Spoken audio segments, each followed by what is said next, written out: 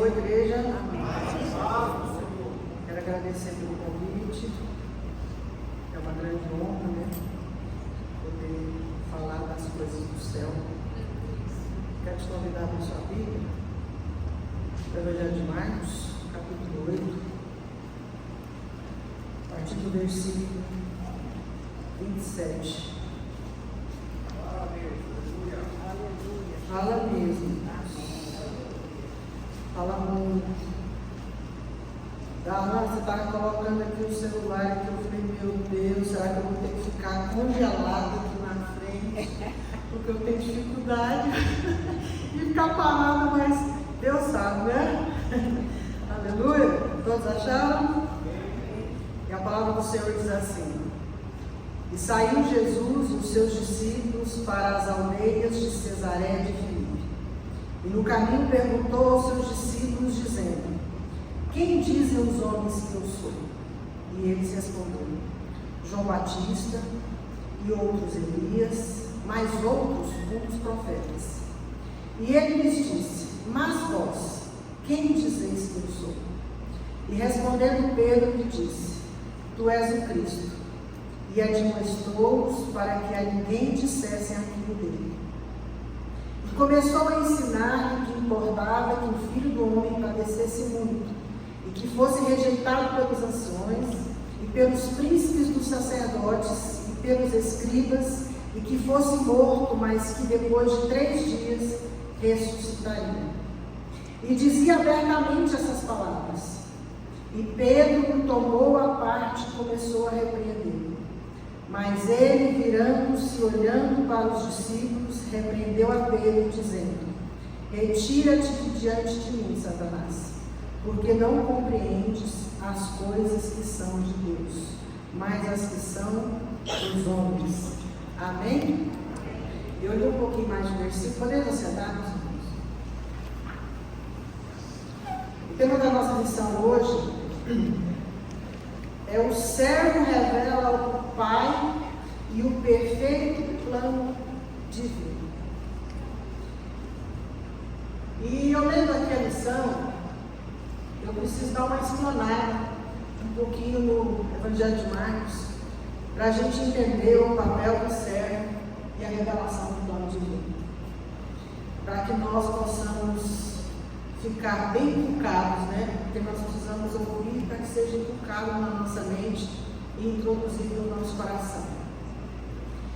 No início do Evangelho de Marcos, nós vemos 3 eventos muito importantes que acontecem. O primeiro é quando João Batista vem para anunciar que viria um Salvador, onde João Batista falava que ele pregava o arrependimento com água, mas ele era muito mais poderoso e pregaria salvação, arrependimento, falaria pelo Espírito Santo de Deus. E logo após isso aparece Jesus já ali com seus 30 anos e visualizado ali por João Batista, ele reconhece o Senhor e se diz assim, incapaz de desatar as sandálias daquele homem. Tamanho era o poder e a honra que ele tinha. Mas Jesus fala que era necessário que tudo acontecesse para que se cumprisse o que estava escrito, que já tinha sido proferido por profetas no Antigo Testamento. E entrando o Senhor ali, né, irmãos? Eu fico imaginando a cena no Jordão, uma parte pequena ali da passagem desse rio, em Betânia. E quando o Senhor entra ali naquele, que ele é batizado, uma voz estrondosa do céu. Aleluia. É onde pela primeira vez se é visto dizer que Jesus era o Filho de Deus. Eis aí, meu Filho amado.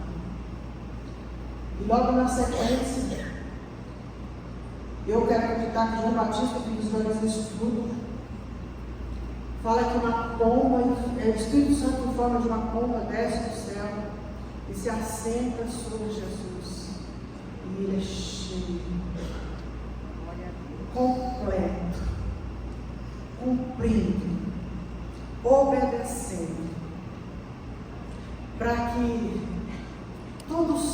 Deus se realizasse na minha e na sua vida. E aí o terceiro evento vem quando Jesus é levado ali à tentação no deserto. E acontece também 3 fatos na vida de Jesus.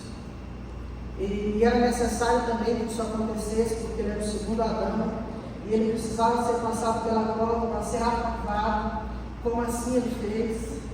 Conseguiu passar por todas as tentações diante de Satanás. Transforma a pedra em pão. Pula do abismo, se tu é filho de Deus. E me adora para que tu reines sobre todos os reinos da terra.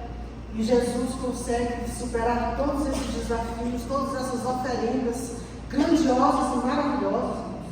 Pensa, você vê todo o reino da terra e fala assim: estou me adorar, vai reinar sobre tudo isso daí.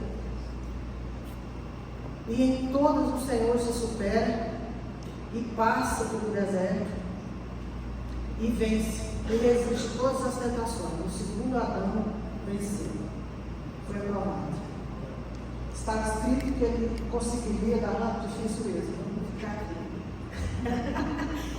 Diz que ele venceria e ele venceu. E mais adiante, João sai de cena, é morto, decapitado. Um profeta que vem, né, depois de 400 anos do silêncio ali depois de Malaquias, vem João Batista sai de cena. E aí entra Jesus, que se transforma em fogo no momento. E ele vai, desgraçado, eu fiquei estudando ali no mapa, é como se Jesus fosse lá para o Piauí. Ele podia ir para São Paulo, Rio de Janeiro, né? Brasil e tudo. Eu falo do Nordeste porque eu também sou nordestino, irmão. Não é preconceito nenhum, mas ele vai de uma região muito pobre, né? Começar o seu ministério. E ele vai lá para o Nordeste. Do Piauí, quem sabe lá na Bahia, e começa esse ministério, dizendo que o reino de Deus está próximo, mas se vocês se arrependerem, vocês podem ser salvos e morar conosco. E começa o ministério de Jesus. E um dos primeiros milagres que o Senhor faz, eu quero que vocês entendam uma coisa, como que tentem introduzir a época em que Jesus estava.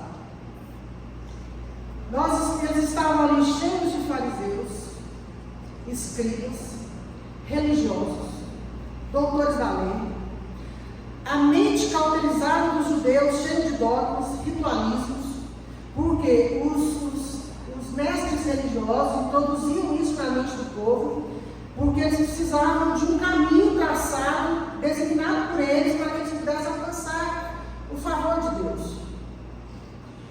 Aí vem Jesus, no primeiro ato dele, e liberta um endemoniado dentro da sinagoga.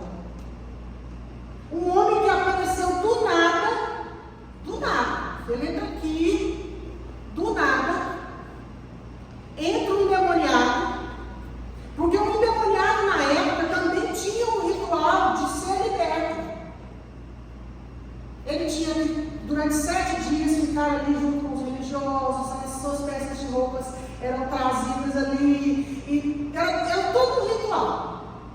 Aí Jesus imediatamente liberta o endemoniado.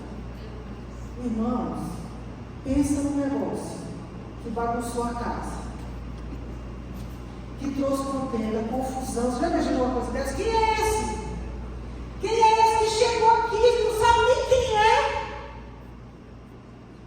Ninguém sabia que ele era um rabino, quem tinha treinado ele, quem era o talmidim dele, nada, ninguém sabia nada. Como se faz uma coisa dessa? Quem é esse?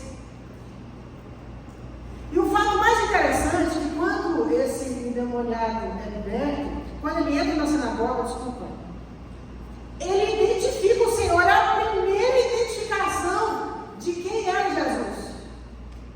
Filho de Deus. Filho de Deus. Aleluia. Pensa, porque as potestades já sabiam que o Messias já tinha vindo. Eles já sabiam. E eles temiam, e eles esperavam, sabiam que ia vir, não sabiam quando. Mas quando ele se encontra com Jesus,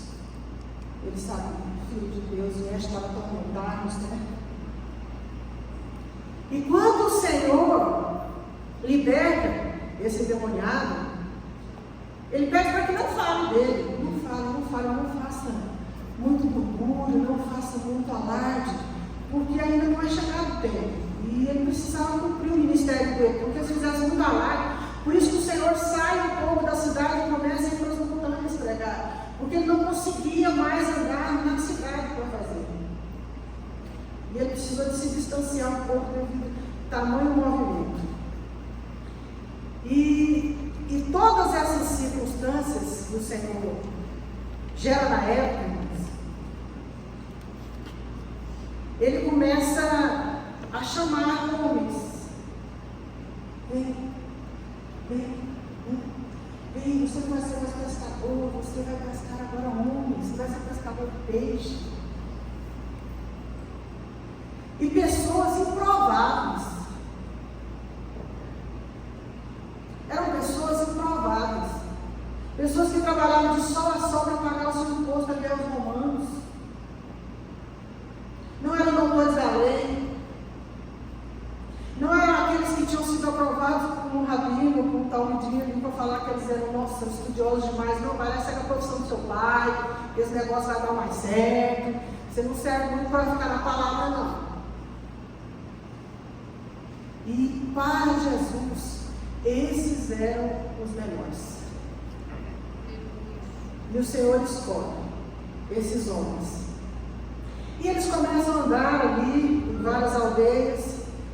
E esses homens começam a ver Jesus fazendo tantos milagres, falando de coisas tão lindas.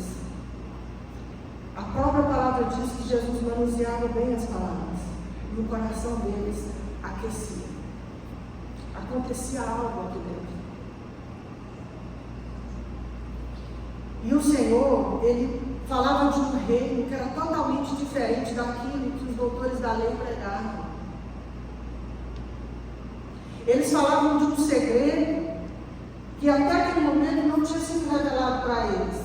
De um Deus que amava, de um Deus que perdoava, de um Deus que salvava, de um Deus que escrevia o nome no livro da vida e depois disso tudo se levava para morar no céu.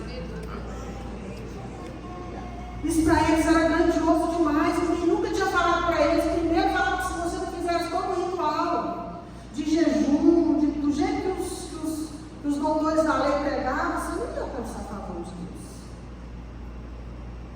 Se você não fizesse sacrifício, se você não fizesse aquela oferenda obrigatória aos representantes religiosos, você não conseguiria a favor de Deus.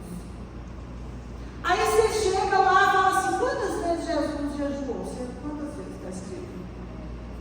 Quando eu fui descobrir tanta coisa, nenhuma. Quantas vezes os discípulos de Jesus jejuou? Nenhuma. Anterior a isso, essa foi a aprovação, né? Depois que ele ensina, ela fala que ele jejuou 40 dias, 40, mas assim, depois que ele passa a ensinar, ele não ensina que você tem que jejuar para alcançar favor. E isso também para os representantes religiosos foi uma afronta muito grande, porque você tinha que jejuar 3 vezes por semana, você, toda a sua casa, né? E aí Jesus chega mudando todos os dogmas. Você já imaginou na época Jesus chegar e falar assim: se você não comer da minha carne e beber do meu sangue, você não tem parte comigo? Olha que coisa! Se você não nascer de novo, não tem como você entrar no reino. Como assim? Para a época era algo muito surreal, para nós hoje também. Não é muito diferente. Porque às vezes nós ficamos muito arraigados em dogmas também, irmãos. E os discípulos ficavam confusos. Muitas vezes com os ensinamentos de Jesus, com o que ele proferia. E começou a haver um levante, uma contenda muito grande entre os escribas, os fariseus, e eles se uniam. Eu fiquei imaginando que é como os partidos políticos de hoje, né?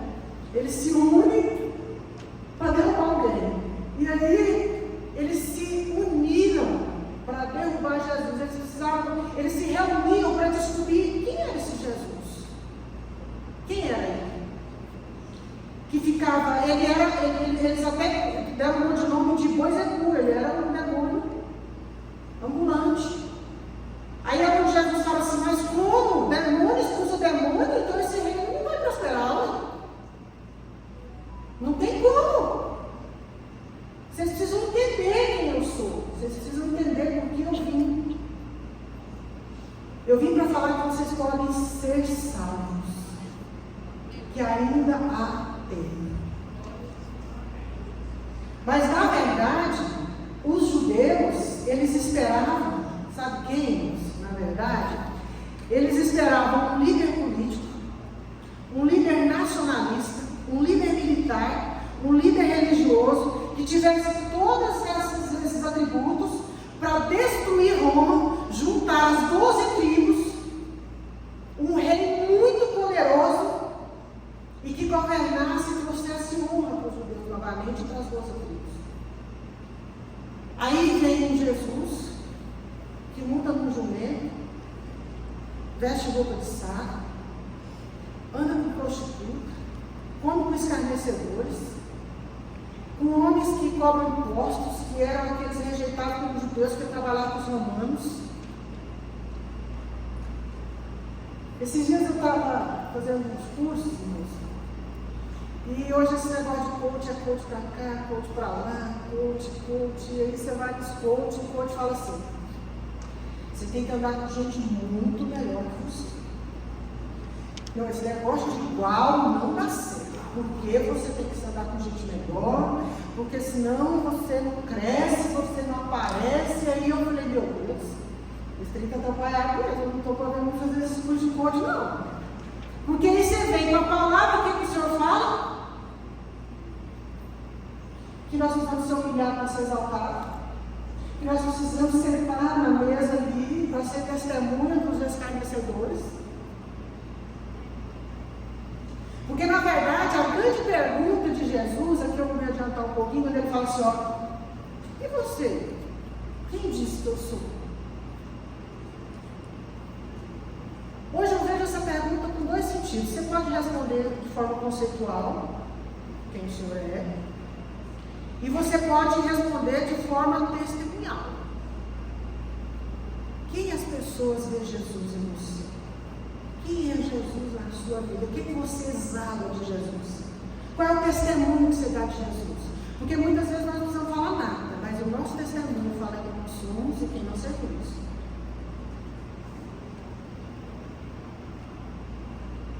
Então, por muitas vezes, nós também esperamos um Deus, um Messias, com todos esses atributos aqui, ó, de um líder político, que ele vai reinar sobre todo o país, e ele vai vir, aí fica um monte de definições hoje, né? Aí o anticristo está aí, pode ser o Papa, pode ser o príncipe do ser, pode ser...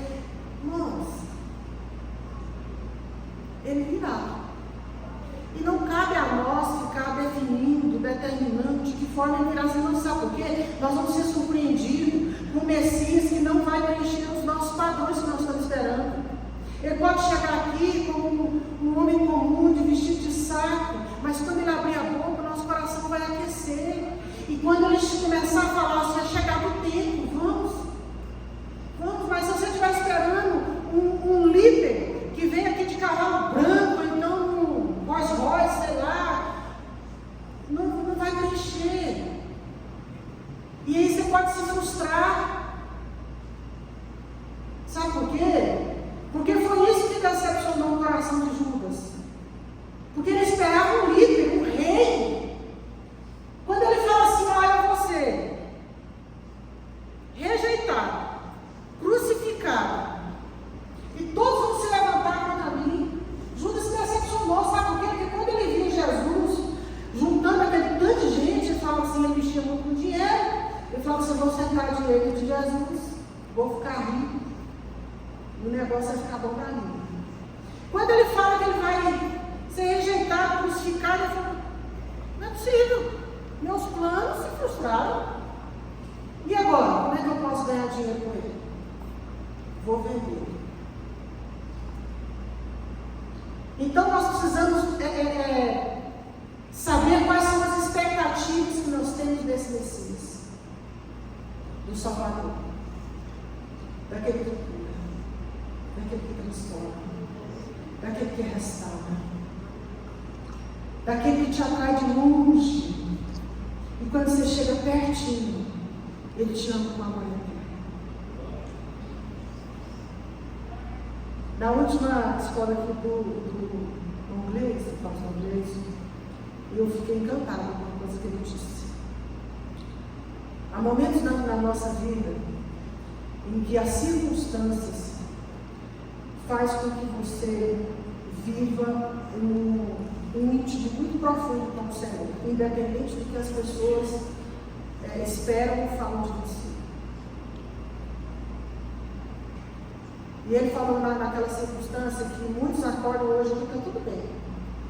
Conta paga, café foi beleza, está tudo tranquilo. Mas outros aqui acordaram, aqui hoje, esperando de uma forma muito angustiante por um milagre. Por um milagre. Muitos aqui só são a multidão que oprime Jesus. Mas outros, pastor Deus, está como aquela mulher com fluxo de sangue arrastando pelo chão, lá vasculhando lá, querendo de alguma forma tocar neste homem, nem que seja na sua orla, porque ela já sabia que dele acontecia coisas maravilhosas. Independente de quem ela foi, do que ela fez, ele não perguntava essas coisas. Quem era você? O que você fez? Você machucou quem? Você roubou? Você matou? O que você fez? É maravilhoso. Que pergunta poderosa quando ele fala assim: você quer que eu faça? Você quer ser curado? Ele não fez. Você quer ser transformado hoje?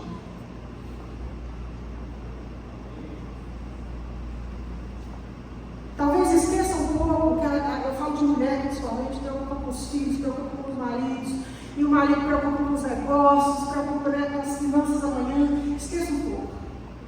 Pense em você hoje. O Senhor está neste lugar. E eu te pergunto assim: o que você quer? Você quer ser curado? Restaurado? Eu sou o descanso. Eu sou o renovo. Eu sou a transformação. É uma cura que você está precisando? O médico falou que não tem jeito. Eu posso te curar. É uma libertação que você precisa hoje. Ninguém aqui precisa saber quais são os seus danos e mazelas. É uma libertação. Eu posso te libertar hoje.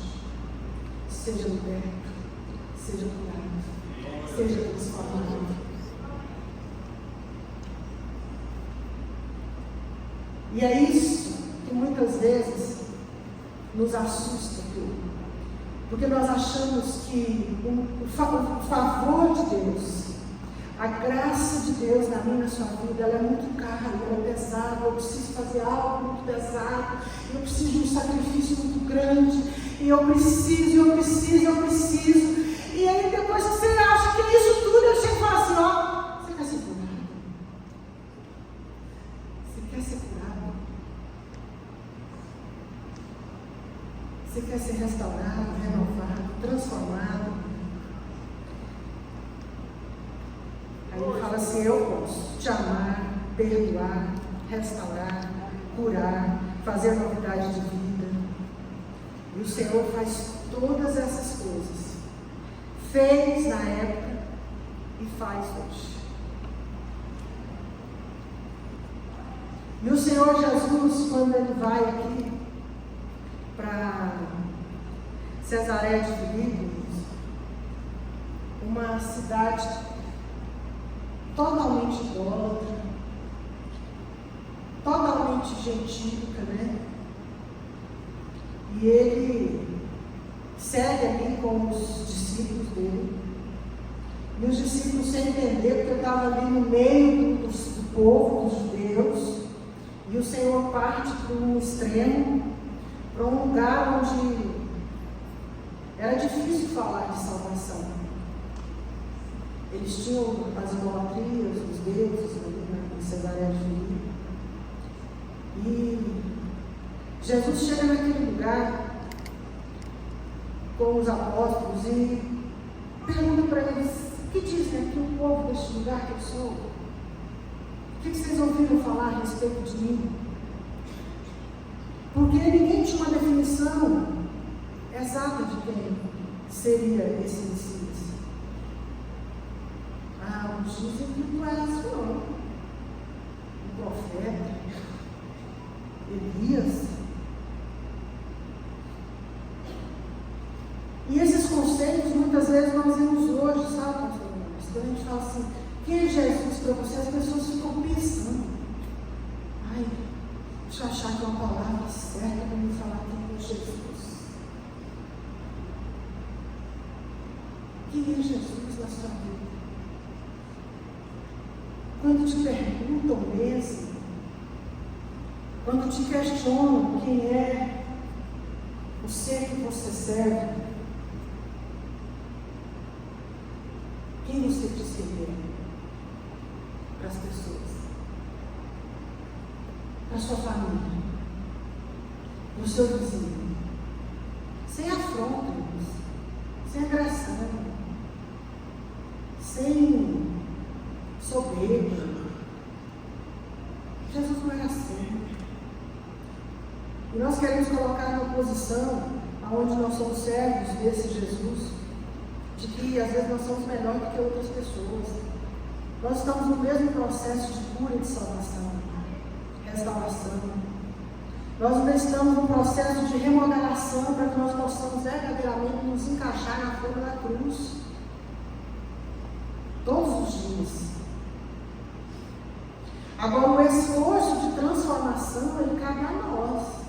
Porque nós sabemos que amarás o Senhor teu Deus de todo o teu coração, de todo o teu entendimento, com todas as suas forças. Aí eu fiquei imaginando as duas irmãs ali, Marta e Maria, quando o Senhor chega na casa delas, e uma afobada para colocar a casa em dia, e a outra ali, apaixonada. Ai, ela falava, chega a suspirar fundo. Ai, quando ele fala, ai, estou apaixonada. Ele acalma meu coração, ele cura minhas feridas. Ele me faz esquecer de todas as perseguições, todas as afrontas. E a presença dele traz paz, refrigério na alma. A casa pode estar um rebuliço só, pastor, mas quando ele chega e senta e começa a falar, todas as coisas vão se abandonando, se encaixando no lugar. Se você entender o processo, parar do rebuliço de querer colocar tudo em ordem pela força do seu braço e assentar e ouvir de forma apaixonada, você vai poder experimentar o poder que ele tem de alcançar a minha e a sua casa e transformar todo e qualquer circunstância. Aleluia. Minha irmã, aí depois disso tudo, cantar o meu peixinho, aleluia, que era bom demais. Irmãos, toda a história de Jesus era maravilhosa demais, nós temos que nos introduzir lá. Ele gostava disso. Ensinava, curava, cantava, aí comia um peixinho. Falei para minha esposa, é peixe com água. Não tem nada não, tá bom demais. A companhia era boa. Quando a companhia é boa, tudo fica bom. Tudo fica bom. Para nós de Deus. E nesse questionamento ali de quem era Jesus, aí é onde o Senhor pergunta para os seus discípulos: mas e vocês? Quem diz que eu sou? E eu fiquei imaginando, o nosso testemunho hoje em dizer quem o Senhor é. Quem o Senhor é. E eu sei que tem gente que tem muito mais tempo de conversão do que o meu, mas hoje eu vejo muita coisa diferente disso quando eu me converti. Muita coisa.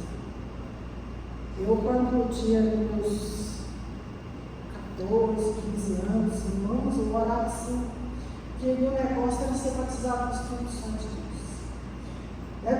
Eu tinha uma ânsia, um desejo muito grande, de ser batizado no Espírito. Eu ia para a igreja sozinha, ficava lá meio período, e ficava na vigília, e eu novinha, eu ia para um monte e tal, porque eu queria, muito.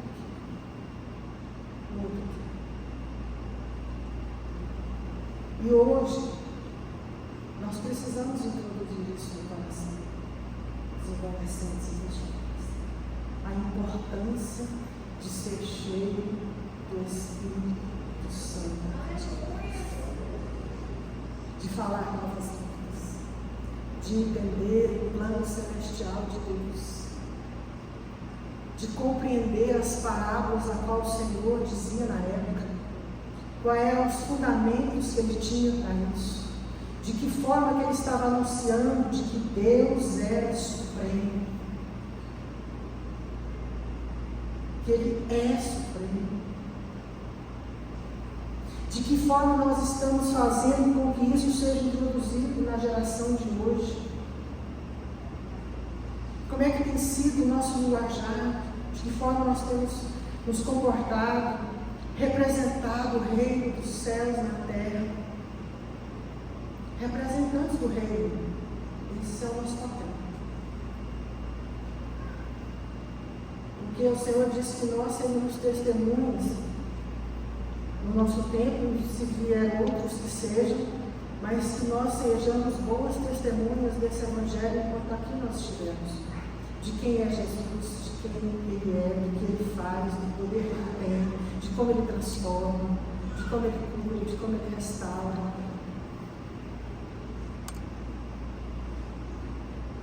Sem fazer as coisas ficarem difíceis demais, irmãos.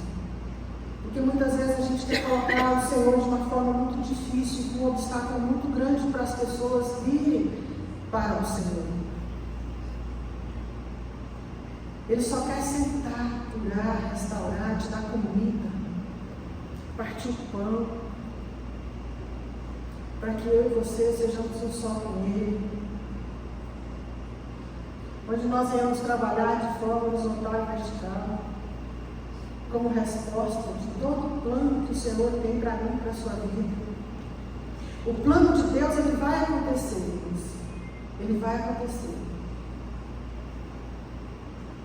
E eu espero profundamente que eu e você estejamos sempre fazendo parte desse plano. Porque ele tem que acontecer independente. Ele precisa acontecer. E nós precisamos fazer parte do plano todos os dias, como testemunha ambulante do Evangelho de Deus e do Messias. Aquele que veio, anunciou quem seria, falou que nós seríamos salvos através do arrependimento e que Ele pagaria o preço que caberia a nós para que nós fôssemos restaurados como aliança com Deus, que pudéssemos depois de tudo uma água no céu.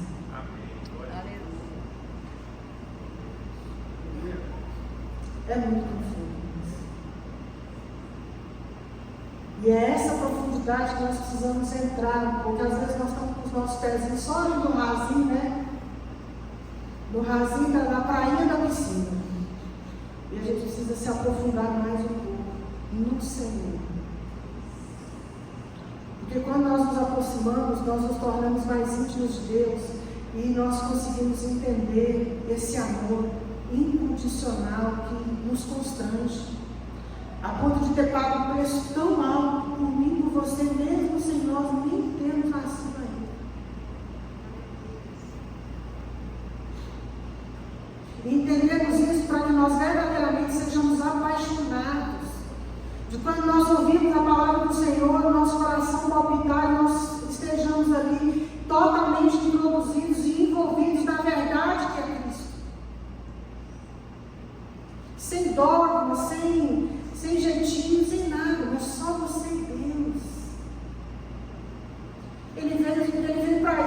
muitos não entenderam, porque o Senhor, Ele fazia algo muito direto e muito que ia contra o que nós achamos que é certo.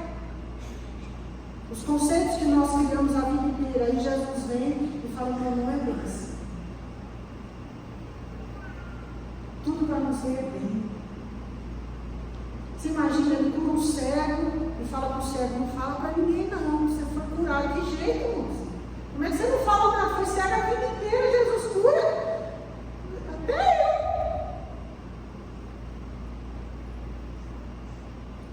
Para que as pessoas entendessem muitas vezes pela palavra, não só pelo milagre. Porque muitas vezes as pessoas veem que é só atrás do milagre.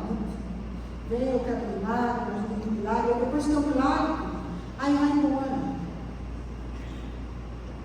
Por isso que ele às vezes não queria que se propagasse tanto o milagre, porque ele queria que nós entendêssemos qual era o plano de salvação.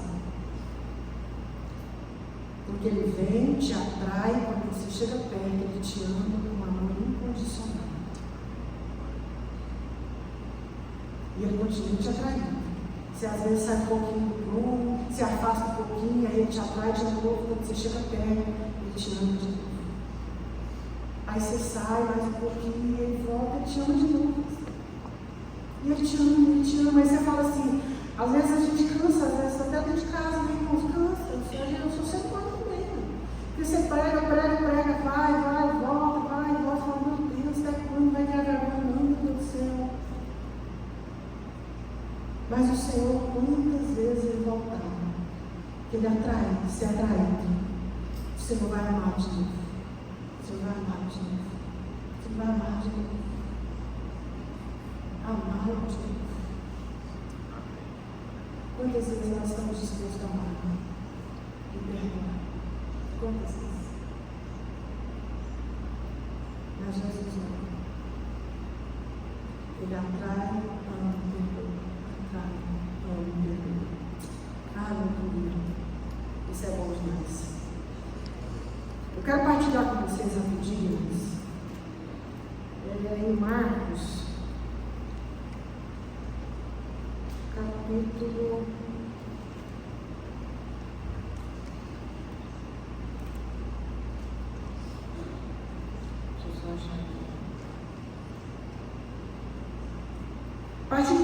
4,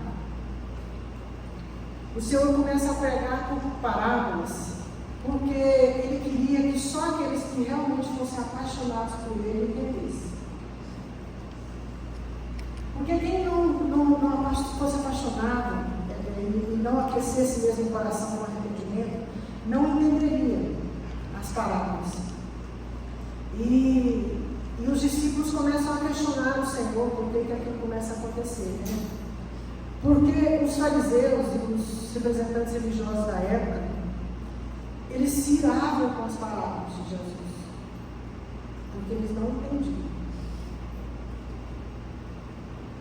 Quando ele fala da semente que é lançada pelo caminho, e tem várias formas de broto, de colheita,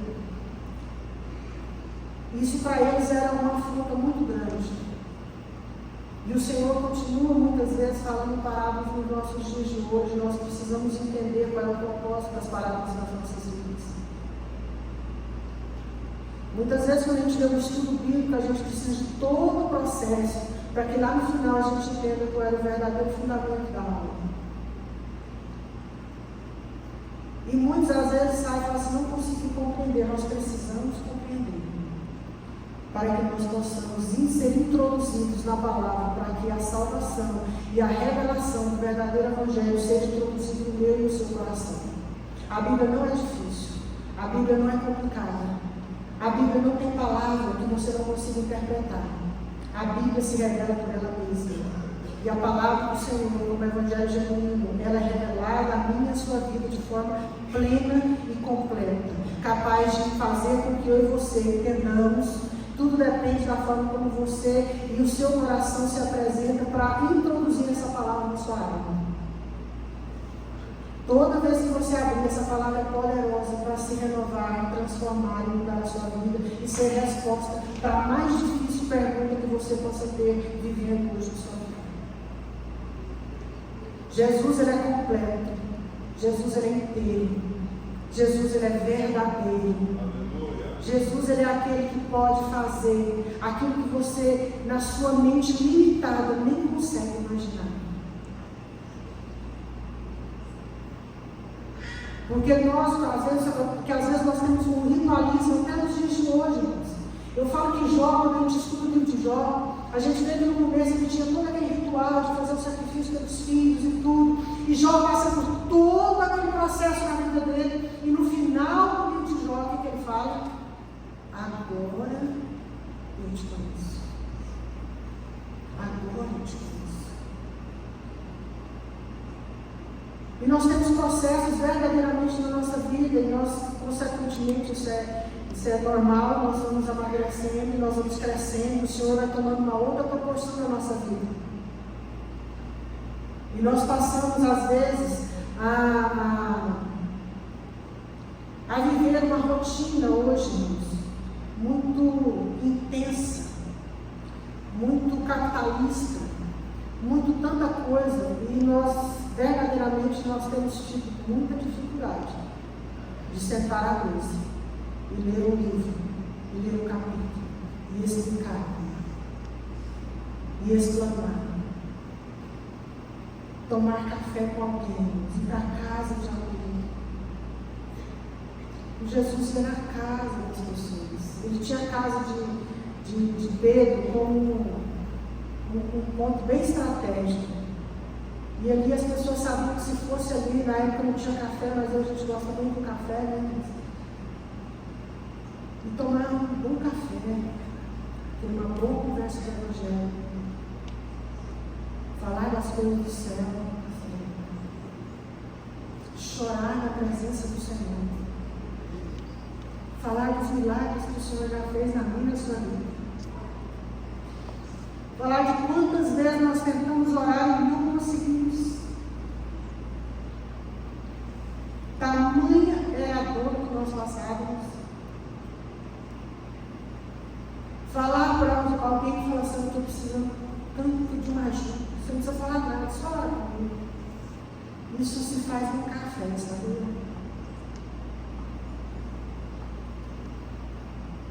Um bom café. Vamos reunir hoje para falar que foi Jesus naquela época que ele é hoje na minha e sua vida. Vamos partilhar do que Jesus tem feito na minha e sua vida. O pastor Adilson falava aqui no culto, isso é muito real. O seu testemunho pode transformar vidas. O seu testemunho escondido em silêncio, ele não alcança ninguém. Ele não pode. Porque ele só foi para você. Mas o cego, quando ele foi curado, ele saiu gritando nos 4 cantos da cidade. O endemoniado, quando foi liberto, saiu gritando nos 4 cantos da cidade. Essa é a intensidade do valor que muitas vezes nós damos para o milagre que nós recebemos.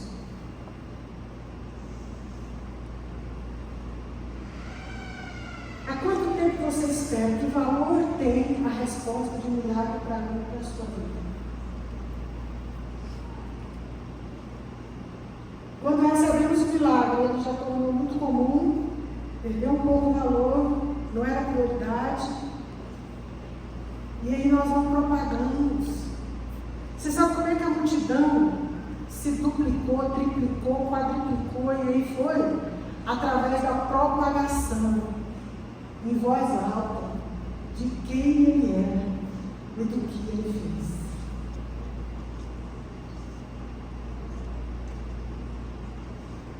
fez. Pensa nisso.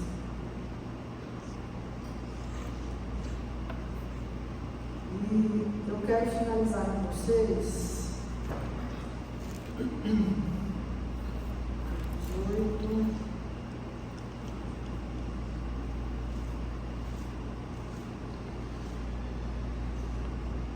A partir do versículo 34, Marcos 8, ele diz assim: e chamando a si a multidão com os seus discípulos, disse-lhe Jesus: Se alguém quiser vir após mim, negue-se a si mesmo. Tome a sua cruz e siga-me. Porque qualquer que quiser salvar a sua vida, perdê-la. Mas qualquer que perder a sua vida por amor de mim e do Evangelho, esse a salvará. Pois que aproveitaria ao homem ganhar todo o mundo e perder a sua alma? Ou que daria o homem pelo resgate da sua alma? Porquanto qualquer que entre esta geração adúltera e pecadora se envergonhar de mim e das minhas palavras, também o Filho do Homem se envergonhará dele, quando vier na glória de seu Pai com os santos anjos. Jesus virá. Porque depois disso tudo ele disse assim: eu vou ser crucificado, mas eu vou ressuscitar. E eu vou estar junto do meu Pai, que é a grande revelação messiânica. Jesus tinha um Pai. E ele disse que esse Pai que era dele também é meu e seu. Porque a partir do momento que nós confessamos o Senhor, nós passamos a ser filhos. Então nós temos um Pai que hoje prepara um lugar que vai me levar, que vai te levar como morada eterna. E é um lugar lindo. Paulo descreve, fala assim: lá é lindo. As cidades são de ouro puro. Você vai andar por uma estrada de ouro transparente, pedras preciosas, há uma coroa e uma veste sendo preparada pelo seu Pai. E nós temos que desejar ser salvos e reinar com Cristo, reinando, sendo aprovado também quando nós passamos pelo deserto. De que forma? Dando glória a Deus. Porque Ele é capaz de nos colocar no deserto, mas Ele é muito mais poderoso de nos tirar de lá. Amém? Amém. Sejam todos abençoados. Deus abençoe a vida de vocês. Amém.